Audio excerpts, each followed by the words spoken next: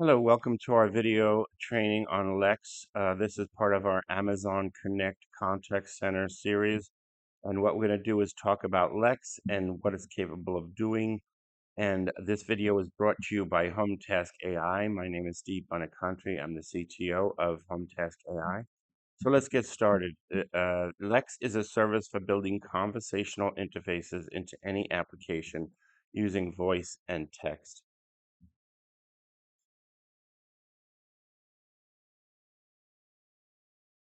Okay, so it's conversational AI for self-service select spots, and it's got integration. You could integrate it with applications, okay? So you could add sophisticated natural language chatbots to your application. What that means is I could pick a voice, I could define a conversation with a customer and try to give the customer, fulfill the customer's needs based on what the customer's intent is, okay? You can create a widget and export the code and put it in your application, and there's bot templates available.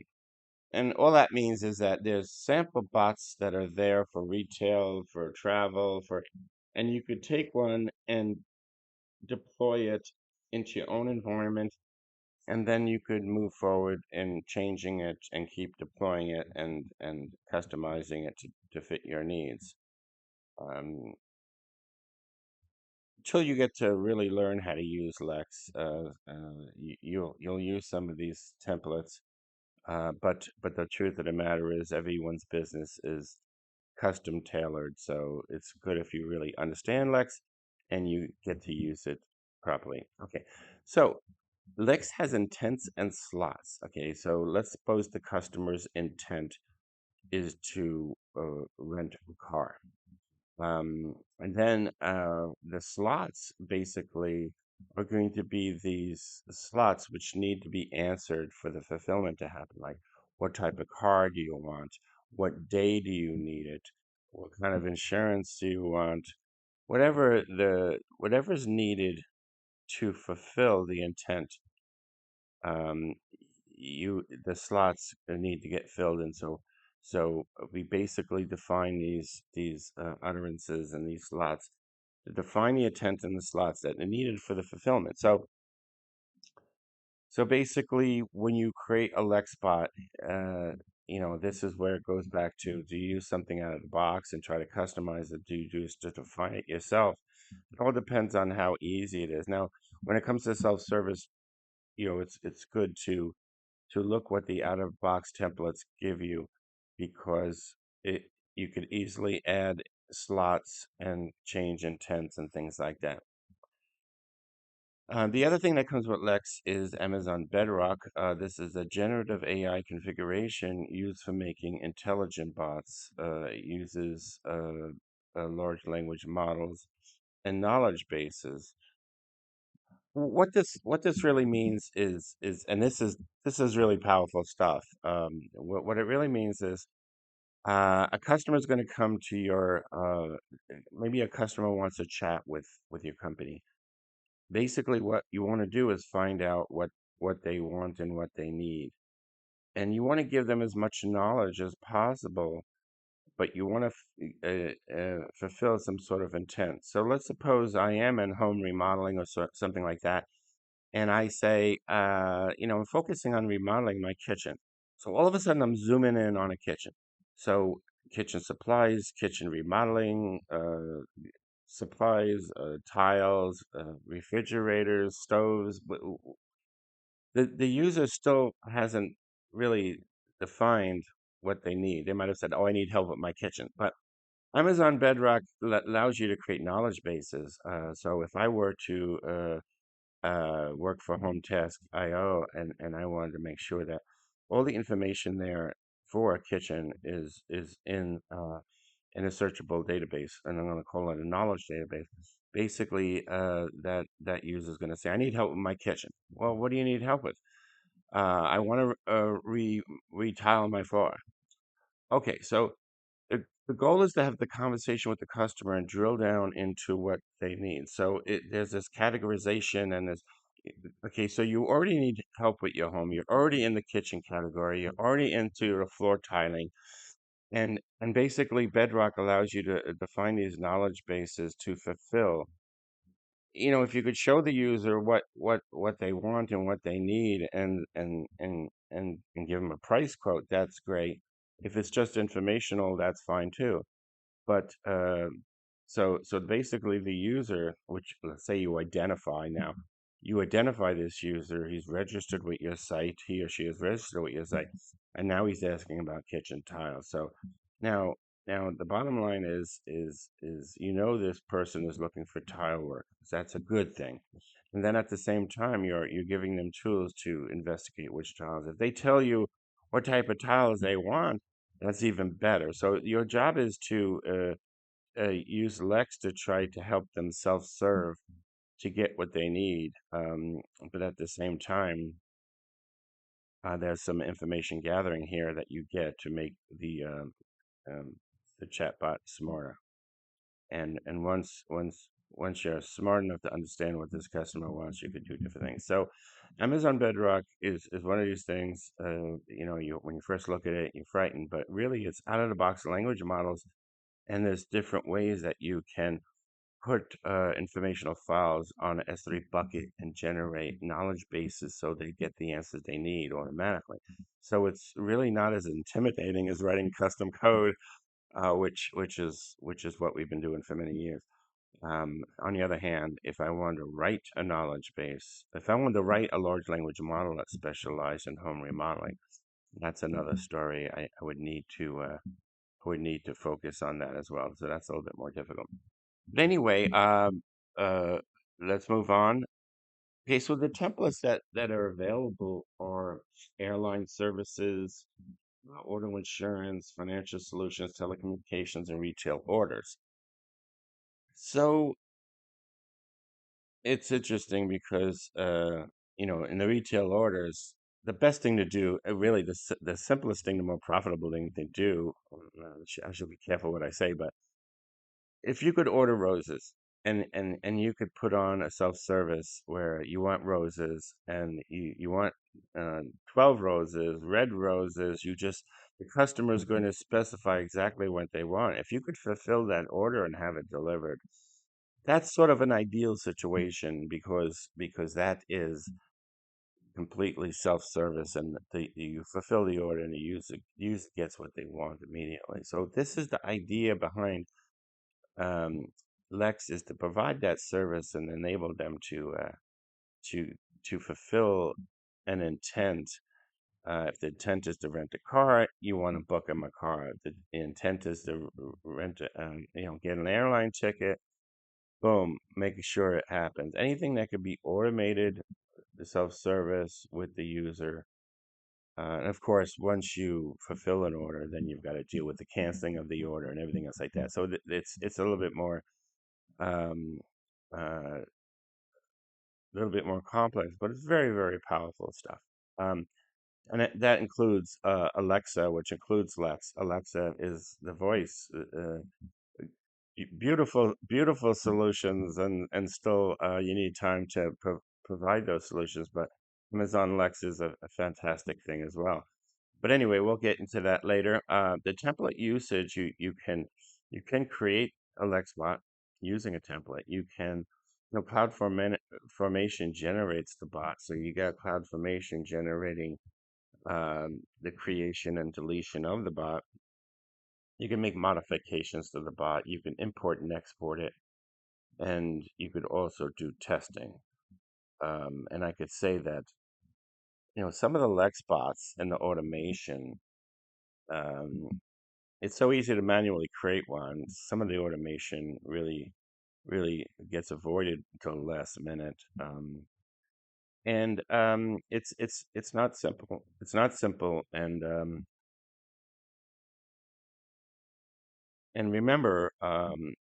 remember, Lexbots they're all custom. All the Lexbots are kind of like different. So when you automate a Lexbot, you got to make sure you automate precisely what you need, and it's got to be deployable in all the different environments. So it's really difficult, but the testing features are really nice. Um, and let's see, with import and exporting, you can. export it out of one environment and import it into another.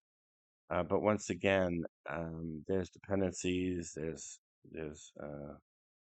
permissioning. There's just so many things that it gets very complicated. So I recommend that you automate as much as possible uh, to get what you need. But it's not realistic to know that you can have those resources to do that. But we do have templates, they're real life examples, and you could use them. Okay, and then there's uh, nice analysis features. You could look at in your bot section, you could look at successes, failures, drops, utterance detected, missed utterances. So there's a place where you could look at the high level of a view of what's happening. Like I said, there's so much work into getting the bot working, um, and deploying and making sure it works, and testing, that this becomes secondary, right? Think about it. Think about it. The user could do anything in the chat bot, right? So you've got to be able to do all that error handling and reach in and retry and do all this other stuff. So it's got to be thoroughly tested, and so that comes first. And then when you look at the analysis and you see there's missed utterances or drops or failures, then you've got to go and fix that. So there's just a lot of work, even though it is a beautiful technology, and if you know what you're doing, you could be very successful at it. There's CloudWatch metrics. You have latencies, recognized text count, etc. Um, there's conversational metrics, total count, number of turns, timings. This is important. If I'm chatting and getting asked a bunch of questions, it's you don't know what the user is going to do. Now, I created a chatbot recently. I'm like, give me your name and phone number. I'll give you a call. Some users don't want to do that. Um, uh, so you've got to find clever ways to say, oh, this person is calling from Connecticut. This person is looking for something. I have their phone number. Or I have that phone number or their chat source, so I could figure out what to do. But I could ask them questions like, you know,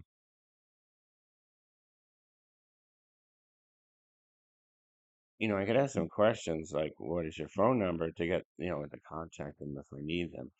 But on the other hand, they're trying to, they have an intent to trying to rent a car. Now, my main goal should be, purchase, fulfill the transaction. How do I get their payment information, etc. So, so you got to do all of that while you've got a lot of successes and you got a successful Lexbot going on here. And like the intense performance is something else. Um, like the intent failed or it got dropped or it got missed. If the intent is out, the customer needs to rent a car, you got to make sure that you interact with that customer and get that information. Now, like I said, if the slots say what day, what type of car, uh, and I don't know what type of car, you got to give them an option. Do you want luxury? Do you want sedan? Do you want a truck? Like, what kind of car do you want? You got to give them the options, and they've got to choose one. The customer only wants to rent the car to get to place, get to a certain place. They don't know what kind of cars are available. So you've got to make sure. And if you don't do that right, they could drop or be failed or they're not getting what they want. Something went wrong with the intent. Maybe you didn't understand their intent. The Lex bot. If I create a Lex bot and the intent is to rent a car, then that's the intent, and the slots are related to that. If you want to rent a car, this is what I have. I need these four uh, uh, slots of information. And if the customer does not want to rent a car, they're just trying to find out something else, they might drop off. And so, or if he or she doesn't get the proper information, they could basically just lose interest. Okay, next topic is this is fairly new. It's a network of bots. You can combine several bots into a network and route to a bot based on the input. Like I said, this is fairly new. I didn't really.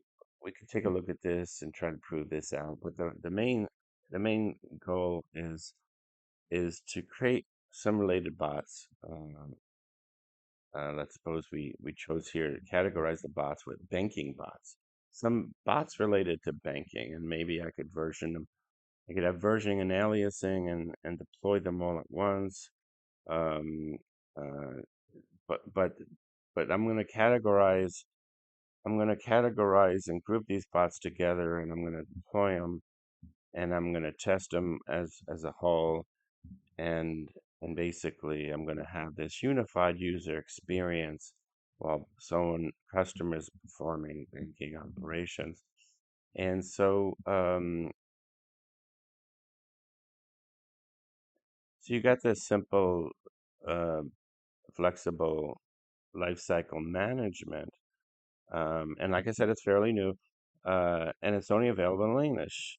And then there's this last bullet here, it says not available for Amazon Connect voice or chat. So we're going to take a look at this. I don't know where it is right now. The documentation states all this stuff, but I could see it being very useful in Amazon Connect. Um, in Amazon Connect, we want to do things like categorize line of businesses. We want to categorize bots. We could have this set of bots in Python, this set of bots in Node.js. We could have different teams managing those. There's just a lot of things that can be done, and I could guarantee you that uh, by the time you know what you're doing, you've pretty much done it slightly wrong. So this looks like a very interesting topic, and I'd be very interested in seeing how it works. But I just thought I'd mention it because it's just the fact that it only works in English and it's not available for Amazon Connect yet. It makes me a little bit weary about it, but it's worth exploring and investigating and um, and becoming an expert at it. Um, it's just that a lot of chatbots are multilingual, so we'll see how this goes in the future. Maybe it does support multiple languages already.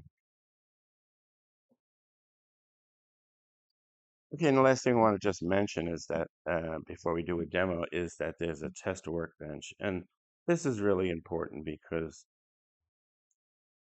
your goal is to get this thing working. And so as you build the bot, then you're testing the utterances with unexpected intent and slots for expected bot prediction. So the goal is, okay, you have a perfect conversation. I want to rent a car. I want a luxury car. I want it tomorrow. I'm going to return it next week.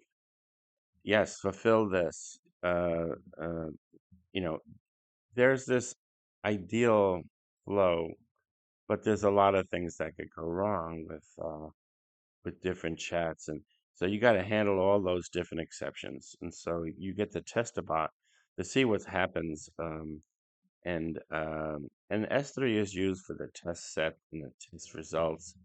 But most of the time, you're interactively just looking and fixing and looking and fixing the code.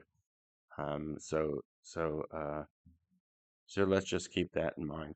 So we're going to take a look at these things. And we'll create a video that goes through Lex and we'll create a Lex bot and we'll look at different uh, aspects of how to use it, how to break it, etc.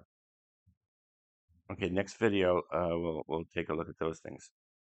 Thank you for joining.